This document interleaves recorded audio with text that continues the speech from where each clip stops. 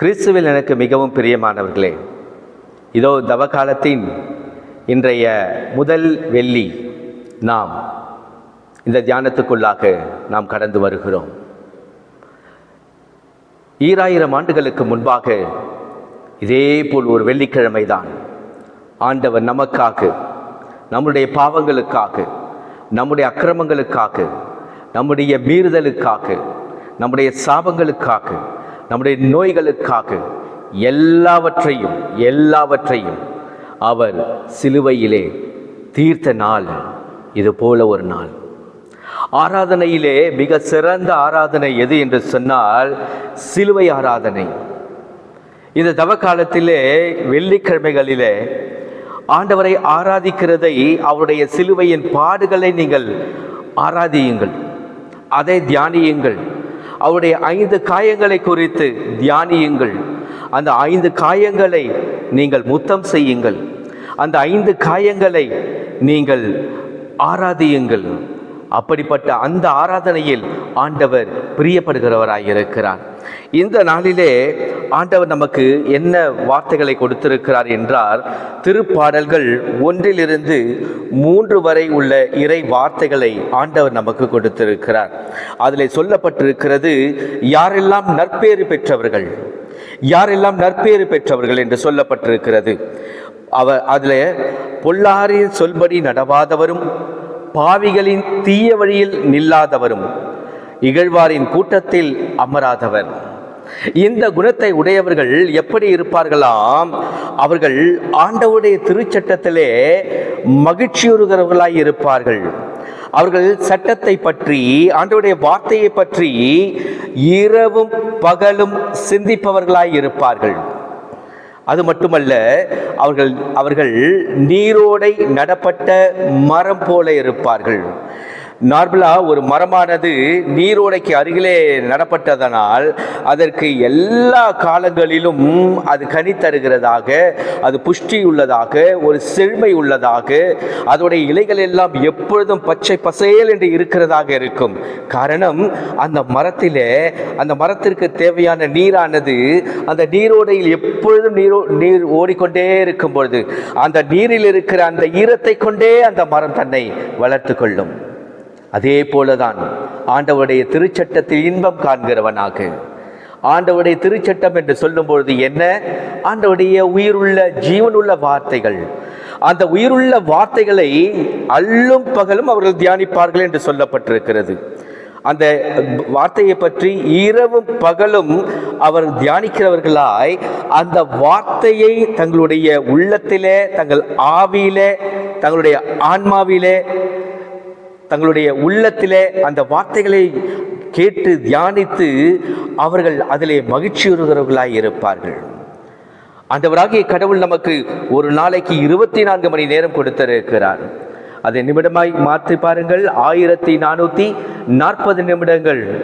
2 மணி நேரம் 24 நிமிடம்.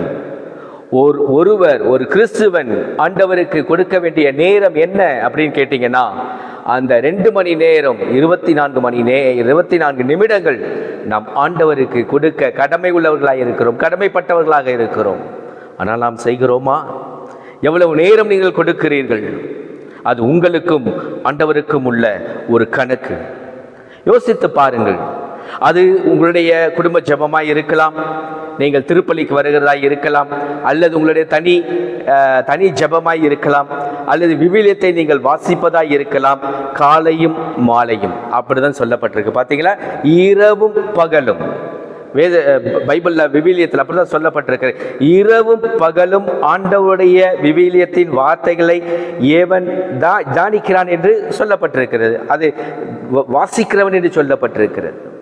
ஆண்டவருக்கு ஜெபிக்கிறவர்களை ரொம்ப பிடிக்கும், ஆராதிக்கிறவர்களை ரொம்ப பிடிக்கும். அவர் ஆராதனையில் பிரியப்படுகிற தேவன்.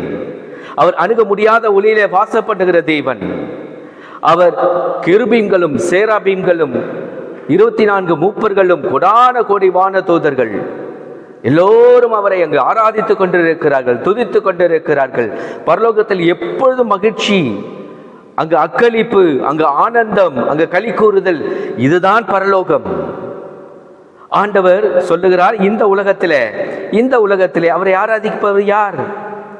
நீங்களும் நானும் தான் அவரை ஆராதிக்க வேண்டும். ஏனெனில் நம்மை தான் அவர் தேர்ந்தெடுத்து நம்மை ஒரு கிறிஸ்தவர்களாக நம்மை அவர் வைத்திருக்கிறார். ஒரு முறை ஆண்டவர் லாசருவின் வீட்டுக்கு போகும்பொழுது அங்கு நடக்கிற ஒரு காரியத்தை பாருங்கள். ஆண்டவர் லாசர் வீட்டுக்கு வந்த உடனே மரியாள் என்ன செய்வாங்கன்னா, மரியாள் ஆண்டவருடைய பாதத்தில் அமர்ந்துருவாங்க. மாத்தாள் ஆண்டவருக்கு வேண்டிய, ஆண்டவருக்கும் அவருடைய அப்போஸ்தலருக்கு வேண்டிய மற்ற காரியங்களை பார்ப்பதற்காக, சமைப்பதற்காக அவர்கள் அடுப்படையில் போய் அவங்க தனியாக வேலை செஞ்சுட்டு இருப்பாங்க.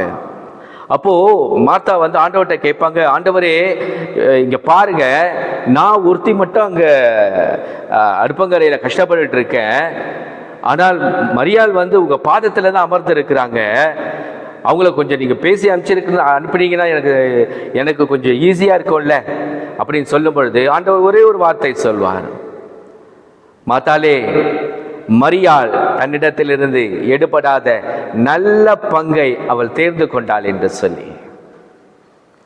மாத்தாள் கேட்டது தவறா? மாத்தாள் கேட்டதும் சரி. ஆண்டவர் சொன்னது தவறா? ஆண்டவர் சொன்னதும் சரி. ஏனெனில் ஒருவேளை மாத்தாலும் அங்கு ஆண்டவருடைய பாதத்தில் அமர்ந்தாங்க, என்ன நடக்கும்னு நினைக்கிறீங்க? சாப்பாடு இருக்காதா?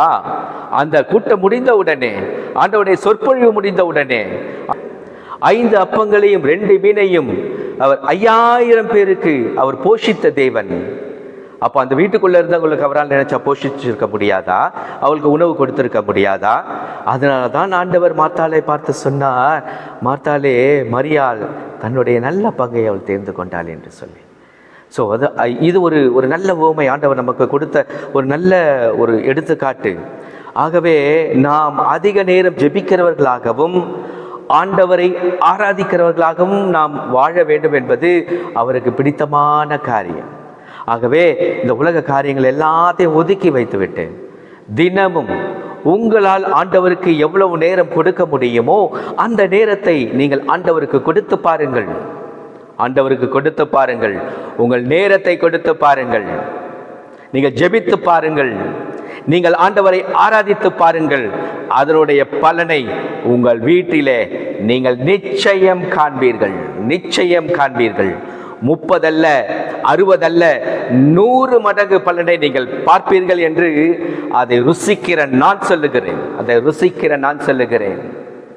ஆமா, என் வாழ்க்கையில நான் பெற்றுக்கொள்ளுகிற எல்லா ஆசீர்வாதங்களும் என் தேவனிடத்திலிருந்து, பரலோகத்திலிருந்து எனக்கு கொடுக்கப்படுகிறது என்று சொல்ல மாட்டேன், திணிக்கப்படுகிறது. என் வாழ்க்கையிலே நன்மைகள் எல்லாம் திணிக்கப்படுகிறது. Very simple. 2 வேளையும் நான் ஜெபிக்கிறவனாய் நான் ஜெபிப்பேன். ஆண்டவத்தை அதிக நேரம் நான் ஜெபிப்பேன். வேதத்தை, விவிலியத்தை நான் வாசிப்பேன். இதுவரை ஆண்டவருடைய நாமத்தினுடைய பெயருடைய மகிமைக்காய் சொல்லுகிறேன். 8 முறை நான் விவிலியத்தை முடித்து விட்டேன். 9வது முறை நான் படித்து கொண்டிருக்கிறேன். தொடரும். என் வாழ்நாள் எல்லாம் இது தொடரும். எத்தனை முறை படித்தாலும் அந்த விவிலியமானது புத்தம் புதிதாக இருக்கும். ஒவ்வொரு தடவையும் ஒவ்வொரு விளக்கத்தை ஆண்டவர், ஆவியானவர் நமக்கு கொடுத்து கொண்டே இருப்பார். ஒரு தடவை படித்தது மாதிரியே இன்னொரு தடவை படிக்க இருக்காது, புதுசாக இருக்கும். இது உண்மை, இது ஒரு சாட்சி. ஆகவே எனக்கு பிரியமானவர்களே, ஆண்டவர் சொன்னது போல இந்த சங்கீதம் 1 - 3 வரை இருக்கிற இறை வார்த்தைகளின்படி நாம் நடக்க நாம் முயற்சி பண்ணுவோம். அன்பின் பரலோக பிதாவே, இன்று உம் பிள்ளைகளிடத்தில் நீர் பேசினீரப்பா. அடியேனை ஒரு ஆசீர்வாத கால்வாயாக நீர் எடுத்து நீர் பயன்படுத்தினீர். அதற்காக உமக்கு நன்றி. வருகிற துதிகன மகிமை எல்லாவற்றையும் உம் பாதப்படியிலே நான் சேர்ப்பிக்கிறேன். ஆண்டவரே, இதை கேட்கிற ஒவ்வொரு பிள்ளைகளுடைய உள்ளத்தை நீ தூண்டி, ஆண்டவரே, அவர்களும் உம்மிடத்திலே ஜெபிக்கிறவர்களாக, உம்முடைய விவிலியத்தை அவர்கள் வாசிக்கிறவர்களாக, வேதத்தை தியானிப்பவர்களாக, இரவும் பகலும் அதை படித்து அதிலே மகிழ்ச்சியுள்ளவர்களாக மாற்றும்படி ஆண்டவரே உமது வல்லமை பிரசன்னத்தையும் இந்த பிள்ளைகளுக்கு தாரும். எங்கள் ஜெபங்களை எல்லாம் எங்கள் ஆண்டவராகிய இயேசு கிறிஸ்துவின் நாமத்திலே நான் ஜெபிக்கிறோம் எங்கள் நல்ல பிதாவே. ஆமேன், ஆமேன், ஆமேன்.